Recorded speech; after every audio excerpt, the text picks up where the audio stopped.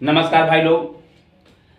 देखिए, मैं तो ऐसे मैथ का टीचर हूं, लेकिन मैं आज जीएस का पॉइंट पढ़ाने जा रहा हूं। आप वीडियो को पूरा देखिएगा और अंत में कमेंट करके जरूर बताइएगा कि क्या मैं कुछ सही बता पा रहा हूं कि नहीं और मेरा क्लास कैसा आपको लगा। आज मैं संविधान का एक महत्वपूर्ण भाग पढ़ाने जा रहा हूं। देखिए, भाग 5 में क्या बताया जाता है? संघ, और जिसमें अनुच्छेद 52 से लेकर 151 तक। इसको कैसे आप याद रखेंगे? देखिए, मैं आपको ट्रिक भी बताने की सभी कोशिश करूंगा। भाग 5 में कैसे पता कि संघ है? देखिए, हमारी जो पांचों उंगलियां क्या एक संघ है ना, एक साथ में, तो संघ याद रखें भैया। भाग 5 में क्या हो जाएगा? संघ 52 से लेकर कहां तक? 151 तक। देखिए, तो उसी के अंतर्गत हमारा आता है संसद। क्या आता है? संसद। तो देखिए, संसद के कुल कितने अंग होते हैं? 3। राज्यसभा, लोकसभा और राष्ट्रपति। कभी एग्जाम में आपसे पूछे संसद कुल कितने अंग होते हैं तो बताइएगा 3। राज्यसभा, लोकसभा और राष्ट्रपति। लेकिन आपसे पूछ दे संसद के कुल कितने सदन होते हैं, तब 3 तब 2 बताइएगा। एक राज्यसभा और एक क्या बताइएगा? लोकसभा। क्लियर हो गया? अगर आपसे पूछेगा संसद के कुल कितने अंग हैं तो 3 पे आंसर मारिएगा, और कहेगा संसद कुल कितने सदन हैं तब 2 बताइएगा, राज्यसभा और लोकसभा। अब इसके अनुच्छेद याद रखने की हम बात समझते हैं। संसद आपका 79 में है, राज्यसभा आपका 80 में है और लोकसभा आपका 81 में। इसको देखिए याद कैसे करना है, आप जरा सिंपल भाषा में बोलिए संसद। संसद संसद अगर बोल रहे हैं तो क्या 7 और 9 आ रहा है? क्या संसद आ रहा है भाई ना? तो संसद से क्या हो जाएगा आपका? संसद 79 में। क्या मैं सरल भाषा में याद करवा दिया क्या है आपको? तो देखिए, सरल भी एक ट्रिक है। सरल, देखिए सरल ऐसे आप याद रख लीजिएगा। स से संसद, स से संसद, तो संसद आप क्या पढ़े? संसद 7 9 संसद। तो फिर र से राज्यसभा एक बढ़ा दीजिएगा, एक जोड़ दीजिएगा। ल से लोकसभा 81। यह अनुच्छेद आप याद रखिएगा कि संसद का उल्लेख किस अनुच्छेद में है? 79 में, राज्यसभा का 80 में और लोकसभा का 81 में। क्लियर हो गया? अब आगे हैं आपके राष्ट्रपति। तो राष्ट्रपति देखिए कहां से कहां तक है? 52 से 61। 52 से 61। अब मैं आगे बता रहा हूं, समझिएगा। तो राष्ट्रपति का 52 से 61 तक मैं कुछ अनुच्छेद लिखा हूं, सभी अनुच्छेद। इसको जरा एक बार स्क्रीनशॉट ले लीजिए, मैं शुरू कर रहा हूं। देखिए समझिए क्या क्या है 52 से 61 में। 52 में यह बताया गया कि भारत का एक राष्ट्रपति होगा। क्या होगा? भारत का एक राष्ट्रपति होगा, अनुच्छेद 52। देखिए, इसको कैसे आपको क्या करना है? पूरे भारत को कौन बांध के रखा है? बांध के 52 कौन बांध के रखा है? राष्ट्रपति। तो 52 में क्या होगा? भारत का एक राष्ट्रपति होगा। 53 में क्या बताया गया है? संघ की कार्यपालिका की शक्ति। तो देखिए, शक्ति हमारे यहाँ दो लोगों के पास है। एक लोग के पास औपचारिक रूप से है और एक लोग के पास वास्तविक रूप से है।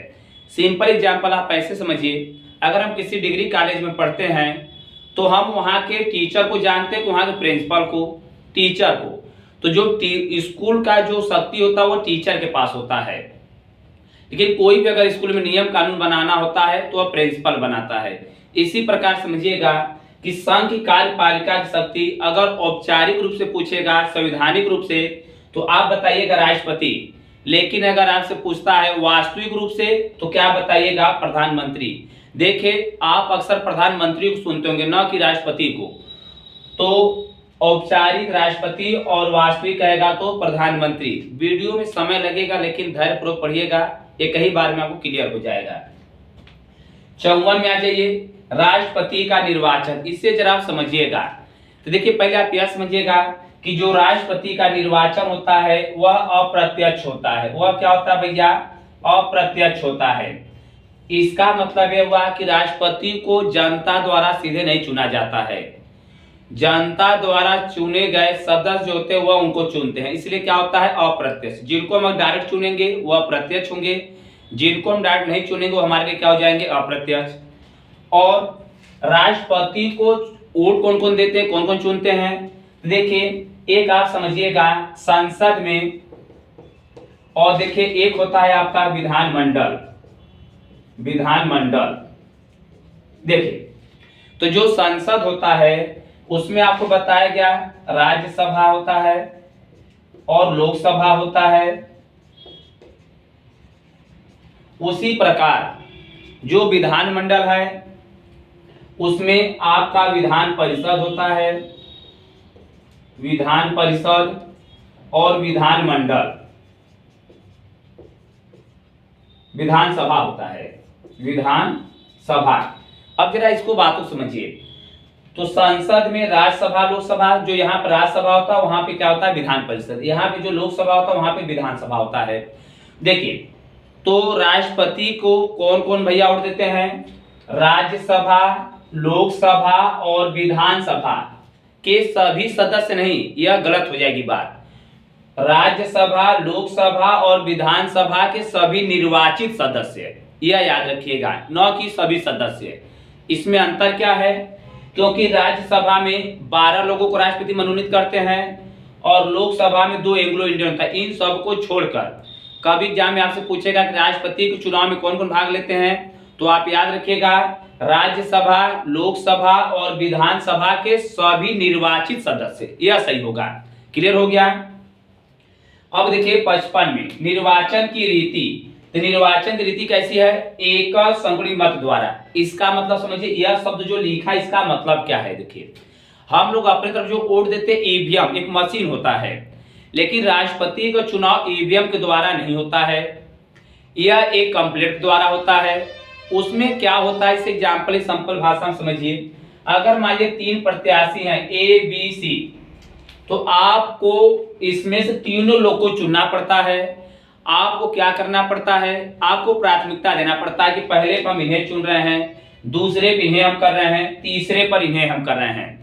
तो अंत में पहले स्थान पे जिनकी सबसे अधिक नाम आती है वही हमारे क्या होते हैं, भारत के राष्ट्रपति होते हैं। 56 में क्या है, कार्यकाल।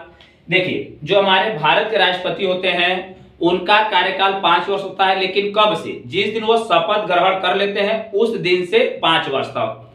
लेकिन जो अमेरिका के राष्ट्रपति होते हैं उनका कार्यकाल कितना होता है, मात्र 4 वर्ष। कितना होता है भाई, 4 वर्ष। पुनः निर्वाचन, इसका मतलब समझिए कि अगर कोई भारत का राष्ट्रपति है, अगर वह दोबारा चुनाव लड़ना सकता है, अगर योग्य है तो फिर वह चुनाव लड़ सकता है। इसी को बोलते हैं पुनः निर्वाचन। मतलब एक भारत का राष्ट्रपति अगर जितनी बार योग्य है वो उतनी बार राष्ट्रपति का चुनाव लड़ सकता है। लेकिन अमेरिका में कोई व्यक्ति अधिकतम केवल 2 बार राष्ट्रपति का चुनाव लड़ सकता है। बात को सुनिए, नोट करते चलिएगा। 58 क्या, पद की योग्यता। देखिए सबसे बड़ी बात है कि राष्ट्रपति को चुनाव लड़ेगा कौन कौन, पद की योग्यता क्या होनी चाहिए। ये तो देखिए पहले यह बताया जाता है कि भारत का नागरिक हो, पागल पागल न हो, किसी लाभ के पद पर न हो, ये तो सब जगह मिलेगा। इसमें मुख्यतः बात यह गया, देखिए और एक बताया जाता है राष्ट्रपति का जो चुनाव लड़ने के लिए न्यूनतम आयु होनी चाहिए 35 वर्ष। कितनी होनी चाहिए, 35 वर्ष। इसको आप सिंपल भाषा में समझ सकते हैं। जरा राष्ट्रपति शब्द बोलिए, राष्ट्रपति, राष्ट्रपति, पति, राष्ट्रपति 35। तो राष्ट्रपति, उपराष्ट्रपति और राज्यपाल के चुनाव के लिए न्यूनतम आयु 35 वर्ष। क्या क्या मैं आपको बता रहा हूं, राष्ट्रपति, उपराष्ट्रपति और उपराज्यपाल,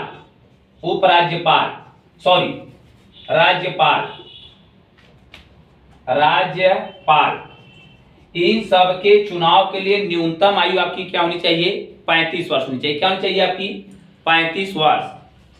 अब जरा इधर देखिए समझिएगा। तो राष्ट्रपति के देखिए चुनाव के लिए कितने भैया होंगे, न्यूनतम आयु 35 वर्ष। और इसके लिए बताया गया कि 50 अनुमोदक 50 प्रस्तावक। बताइए अगर ऐसे देखा जाए तो भारत में बहुत लोग हैं जो 35 वर्ष की अवस्था वाले, क्या सब राष्ट्रपति का फॉर्म भर सकते हैं। लेकिन एक यही सबसे बड़ी बात है कि राष्ट्रपति का चुनाव वही लड़ेगा जिसके नाम के लिए 5 लोग लिखित प्रमाण दे कि नहीं इनको राष्ट्रपति का चुनाव लड़ाया जाए, और 50 लोग यह बात कहे कि नहीं यह राष्ट्रपति चुनाव लड़ने योग्य है। और ये कहीं बाहर से नहीं होने चाहिए, यह इन सबके निर्वाचित सदस्य होने चाहिए। तो हम लोग एग्जाम पूछता है कि राष्ट्रपति के चुनाव के लिए कितने अनुमोदक, कितने प्रस्तावक, 50 अनुमोदक 50 प्रस्तावक। राष्ट्रपति चुनाव के लिए न्यूनतम आयु 35 वर्ष। पद की शर्तें, मतलब राष्ट्रपति के चुनाव में क्या शर्त होनी चाहिए। पहली बात यह कि वह लोकसभा का सदस्य बनने योग्य हो, या एक बात और 15,000 रुपए की राशि आरबीआई में जमा करना पड़ता है, आरबीआई बैंक में, यह भी याद रखिएगा 15,000 रुपए की धन राशि, और किसी लाभ के पद पे न हो। अब आ गया राष्ट्रपति द्वारा शपथ। देखिए राष्ट्रपति को शपथ को दिलाता है 60 में। राष्ट्रपति की शपथ सर्वोच्च न्यायालय का मुख्य न्यायाधीश, या अगर वह इनके अगर अवकाश पे है तो जो उसमें वरिष्ठ न्यायाधीश होगा वह राष्ट्रपति को शपथ दिलाएगा। 61 पे क्या है, राष्ट्रपति पर महाभियोग। देखिए महाभियोग मतलब राष्ट्रपति को हटाने की प्रक्रिया। अगर राष्ट्रपति को उसके पद से हटाना होता है तो उसके लिए भी एक नियम कानून बनाया गया, इन्हें कैसे हटा देंगे। पहले तो यह कि राष्ट्रपति पर महाभियोग की प्रक्रिया संसद के किसी भी सदन में लगाया जा सकता है, और अगर उस पर महाभियोग की लगाना प्रक्रिया है तो संसद के निर्वाचित सदस्यों के 1/4 सदस्यों को लिखित राष्ट्रपति को 14 दिन पहले क्या करना पड़ता है, सूचना देना पड़ता है। उसके बाद 2/3 सदस्यों के दोनों सदनों द्वारा जब अगर पास किया जाएगा तब राष्ट्रपति को हटाया जा सकता है। यह तो आप यह देख लिए। अब राष्ट्रपति संबंधित कुछ अनुच्छेद देख लीजिए आप क्या है। जैसे राज्य के एक अनुच्छेद 65, एक आपको बताया जाता है 72, और एक बताया जाता है 100, एक बताया जाता है आपको भाई, एक अनुच्छेद आपको बताया जाता है 108, और एक आपको बताया जाता है 123, और एक आपको बताया जाता है 143। यह कुछ अनुच्छेद राष्ट्रपति संबंधित विजराई से समझिए, फिर मैं एक बार आपको ठीक से बता दूंगा। 65 क्या है, अगर कभी भी राष्ट्रपति की पद अगर खाली है तो उनका कार्यभार कौन संभालेगा, उपराष्ट्रपति। यह किस अनुच्छेद में है, 65 में। 72 में क्या है, राष्ट्रपति को क्षमादान की शक्ति, यहां तक कि राष्ट्रपति को इतना पावर है कि वह किसी का मृत्यु दंड भी माफ करवा सकता है। 108 में क्या है, राष्ट्रपति लोकसभा और राज्यसभा की संयुक्त अधिवेशन बुला सकता है, किस अनुच्छेद तहत, 108 के तहत। 123 में क्या है, अध्यादेश जारी करने का अधिकार राष्ट्रपति के पास है, किस अनुच्छेद तहत, 123 के तहत। राष्ट्रपति सर्वोच्च न्यायालय के मुख्य न्यायाधीश से कोई भी बात पर विचार विमर्श कर सकता है, अनुच्छेद 143 के तहत। अब मैं आपको याद कराने की कोशिश करता हूं, जरा आप बताते चलिएगा, 2 मिनट में याद हो जाएगा। देखिए कहेगा राष्ट्रपति किस भाग में है, तो भाग 5 में। भाग 5 का उल्लेख क्या है, संघ 52 से 151 तक। संसद 7-9 किस अनुच्छेद में, 79। संसद में बताया गया कितने अंग हैं, राज्यसभा, लोकसभा, राष्ट्रपति। अगर कहेगा कितने सदन है तो 2, लोकसभा, राज्यसभा और लोकसभा। संसद 79 में, राज्यसभा 80 में, लोकसभा 81 में, राष्ट्रपति 52 से 151। अब देखिए जो राष्ट्रपति बताएंगे 52 से 51, 52 के कौन रखे हैं, भारत के राष्ट्रपति। तो भारत के राष्ट्रपति अनुच्छेद 52 में। 53 संघ की कार्यपालिका की शक्ति, औपचारिक राष्ट्रपति और वास्तविक प्रधानमंत्री। 54 देखिए 54 में क्या होता है, निर्वाचन। 54 को मतलब पूरे चौवा को मतलब क्या, नीर मतलब पानी पिलाना, निर्वाचन। 54 को नीर, चौवा को नीर, तो 54 क्या हो जाएगा, निर्वाचन। राष्ट्रपति का निर्वाचन, इनके निर्वाचन में लोकसभा, राज्यसभा और विधानसभा के सभी निर्वाचित सदस्य भाग लेंगे। 55 में क्या है, निर्वाचन की रीति, कैसी रीति है, एकल संगुणी मत द्वारा है। 56 में कार्यकाल, देखिए इसको कैसे याद रखेंगे, पीछे 5-6 हम देखते हैं उलट के कि पीछे मेरा कितना कार्य हुआ, पीछे कितना कार्य हुआ, कार्य से कार्यकाल। 56 में राष्ट्रपति कार्यकाल 5 वर्ष, अमेरिका का राष्ट्रपति कार्यकाल 4 वर्ष। 57 में क्या है, पुनः निर्वाचन। पुनः विवाह हम कब करते हैं, जब कोई सताता है तब 57। पुनः निर्वाचन, राष्ट्रपति, एक भारत का राष्ट्रपति चाहे जितनी बार चुनाव लड़ सकता है। 58 में क्या है, पद की योग्यता। इसमें एक बात बस याद रखिएगा कि राष्ट्रपति को चुनाव लड़ने के लिए न्यूनतम आयु 35 वर्ष। तो 35 वर्ष में किसका बताया, राष्ट्रपति, उपराष्ट्रपति और राज्यपाल, इन सबका 35 वर्ष।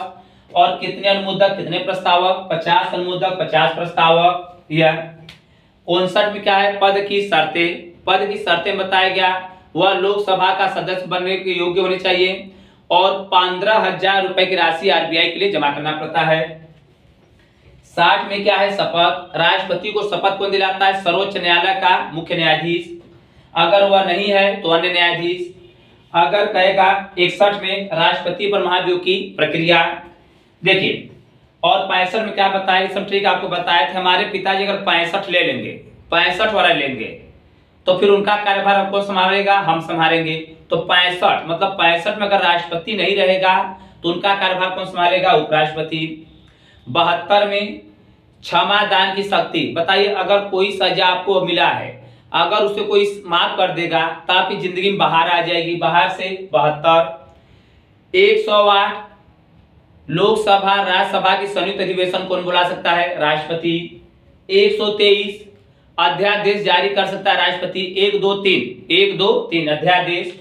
143 वह सुप्रीम कोर्ट के मुख्य न्यायाधीश से सलाह ले सकता है। मैं जो भी आपको जीएस पढ़ाया, एक बार आपको अगर समझ में आया है या जो भी इसमें कमियां हैं, एक बार आप कमेंट करके जरूर बताइएगा। मैंने अपनी तरफ से पूरा आपको प्रयास किया है बताने का, लेकिन आप कमेंट करके जरूर बताइएगा कैसा लगा। धन्यवाद। पढ़िए, अपने माता पिता का नाम रोशन करिए।